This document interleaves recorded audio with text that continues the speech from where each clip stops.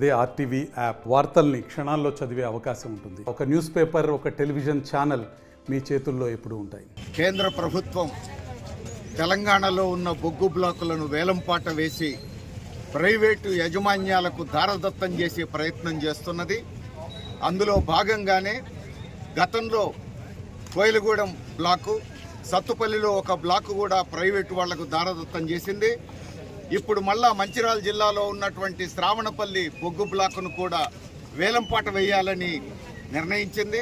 తెలంగాణ నుంచి బొగ్గు గనుల మంత్రిగా ఉన్న కిషన్ రెడ్డి కేంద్ర బీజేపీ సర్కారు తరఫున తెలంగాణ ప్రజలకు ద్రోహం చేసేటువంటి పద్ధతుల్లో హైదరాబాద్ నడిబొడ్డున ఈ ప్రైవేటీకరణ ప్రక్రియ, ఈ వేలంపాట ప్రక్రియను ప్రారంభించటం ఆందోళనకరం.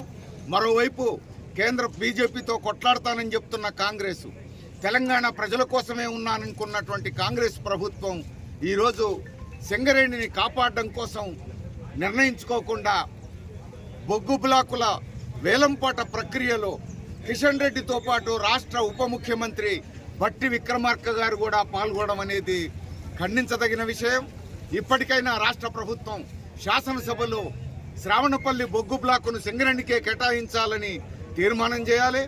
అందుకు అనుగుణంగా రాష్ట్రంలో ఉన్న అఖిల పక్షాన్ని తీసుకొని ముఖ్యమంత్రి నాయకత్వంలో ప్రధానమంత్రి దగ్గరికి వినతి పత్రం ఇవ్వాలి, తీసుకుపోయి కేంద్రం మీద ఒత్తిడి తేవాలని చెప్పేసి డిమాండ్ చేస్తున్నాం. సింగరేణి కార్మికులు యూనియన్లకు అతీతంగా ఐక్యం కావాలి. తెలంగాణ ప్రజానీకం అంతా తెలంగాణ ప్రయోజనాల కోసం, ప్రజల ప్రయోజనాల కోసం, సింగరేణి పరిరక్షణ కోసం ఐక్యంగా ఉద్యమ బాట పట్టాలని సిపిఎం కోరుతున్నది. ప్రజలను, సింగరేణి కార్మికులను ఐక్య పోరుబాటలో నడపడం కోసమే సిపిఎం ఆధ్వర్యంలో సింగరేణి పరిరక్షణ యాత్రను నిర్వహిస్తున్నాం. ఇందుకు అనుగుణంగా ప్రజలందరూ సహకరించాలని, ఉద్యమ బాట పట్టాలని విజ్ఞప్తి చేస్తున్నాం. మరిన్ని వీడియోస్ కోసం ఛానల్ ని సబ్స్క్రైబ్ చేయండి. లేటెస్ట్ అప్డేట్స్ కోసం వాట్సాప్ ఛానల్ ని ఫాలో చేయండి. అండ్ లింక్ డిస్క్రిప్షన్ లో ఉంది.